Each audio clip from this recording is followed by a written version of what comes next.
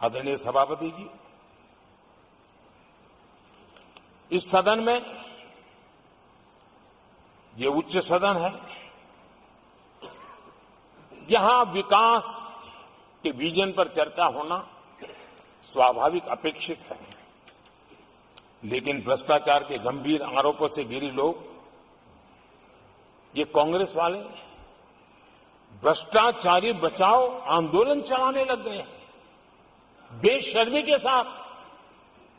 जिनको सजाएं मिली है भ्रष्टाचार में, इनके साथ तस्वीरें निकालने में उनको मजा आ रहा है। पहले ये लोग हमको पूछते थे, बातें तो बड़ी करते थे, भ्रष्टाचारियों पर कार्रवाई क्यों नहीं होती है? और जब भ्रष्टाचारी जेल जा रहे हैं तो हंगामा कर रहे हैं। क्या आप लोगों को जेल क्या भेज रहे हो? आदरणीय सभापति जी, यहां चर्चा के दौरान केंद्र की जांच एजेंसियों पर आरोप लगाए गए हैं। जांच एजेंसियों का ये सरकार दुरुपयोग कर रही है, ऐसा कहा गया है। आदरणीय सभापति जी, अब आप मुझे बताइए, भ्रष्टाचार करे आप, शराब घोटाला करे आप, बच्चों के क्लास के बनाने में घोटाला करे आप, पानी तक में घोटाला करे आप, आपकी शिकायत करे कांग्रेस, आपको कोर्ट में घसीट करके ले जाए कांग्रेस, और अब कार्रवाई हो तो गाली दे मोदी को।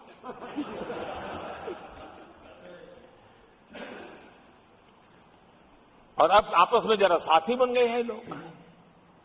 और हिम्मत है तो सदन में खड़े होकर के जवाब मांगो। कांग्रेस पार्टी से मैं आप वालों से कहता हूं, कांग्रेस भी बताएं कि आपने प्रेस कॉन्फ्रेंस करके आपके घोटालों के इतने सारे सबूत देश के सामने रखे थे।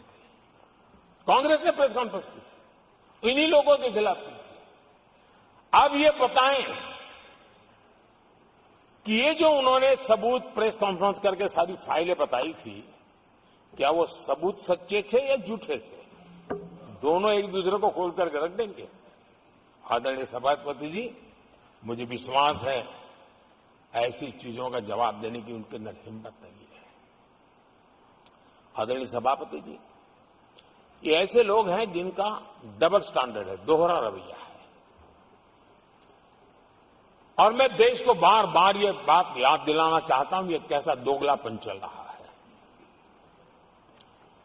ये लोग दिल्ली में एक मंच पर बैठ करके जांच एजेंसियों पर आरोप लगाते हैं, भ्रष्टाचारियों को बचाने के लिए रैलियां करते हैं, और केरला में उनके शहजादे, उन्हीं के केरल के एक मुख्यमंत्री जो उनके गठबंधन के साथी है, उनको जेल भेजने की अपील करते हैं, और भारत सरकार को कहते हैं कि इस मुख्यमंत्री को जेल भेज दो। दिल्ली में ईडी सीबीआई की कार्रवाई उस पर हाय तौबा करते हैं, और वही लोग उसी एजेंसी से केरल के मुख्यमंत्री को जेल भेजने की बात करते हैं, शहजादे। तब लोगों के मन में सवाल उठता है कि इसमें भी दोगलापन। आदरणीय सभापति जी, छत्तीसगढ़ में कांग्रेस सरकार के मुख्यमंत्री के साथ शराब घोटाला जुड़ा।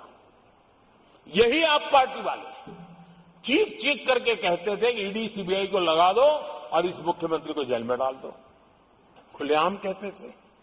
और ईडी ये काम करे इसके लिए गुजारिश करते थे। उनको तब ईडी बहुत प्यारा लगता है। आदरणीय सभापति जी,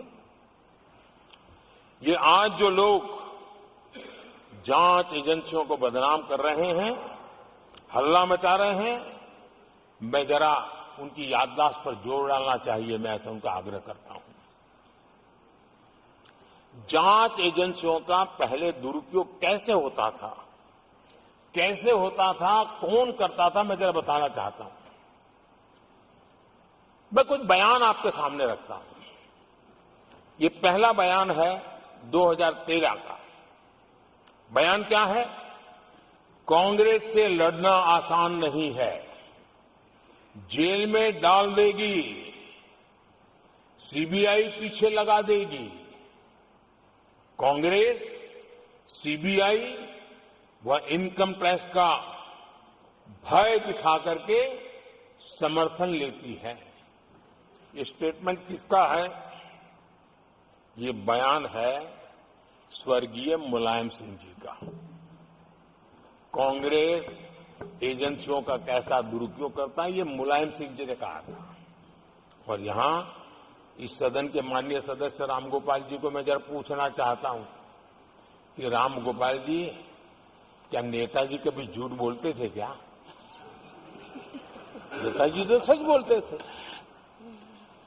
आदरणीय सभापति जी, मैं रामगोपाल जी को ये भी कहा जरा भतीजे को भी बताएं, क्योंकि उनको भी याद दिलाए कि राजनीति में कदम रखते ही भतीजे पर सीबीआई का फंदा लगाने वाले कौन थे, जरा याद दिला दें उनको, पता चलेगा। आदरणीय सभापति जी, मैं एक और बयान पढ़ता हूं। ये भी साल 2013 का है। The Congress had used the CBI to strike political bargains with many parties. राजनीतिक फायदा उठाने के लिए सीबीआई का इस्तेमाल किया, कई जगह किया। कॉमरेड श्रीमान प्रकाश करात जी ने ये कहा हुआ है, 2013 में कहा। एजेंसियों का कौन दुरुपयोग करता था?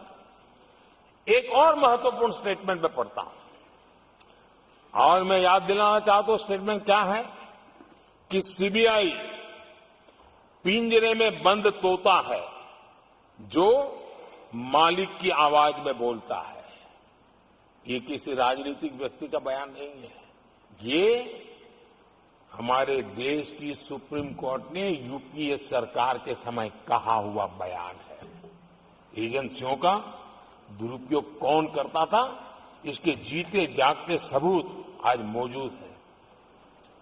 आदरणीय सभापति जी, भ्रष्टाचार के विरुद्ध लड़ाई ये मेरे लिए चुनाव हार जीत का तराजू नहीं है। मैं चुनाव हार जीत के लिए, भ्रष्टाचार के लिए लड़ाई नहीं लड़ रहा हूं। ये मेरा मिशन है, ये मेरा कन्विक्शन है।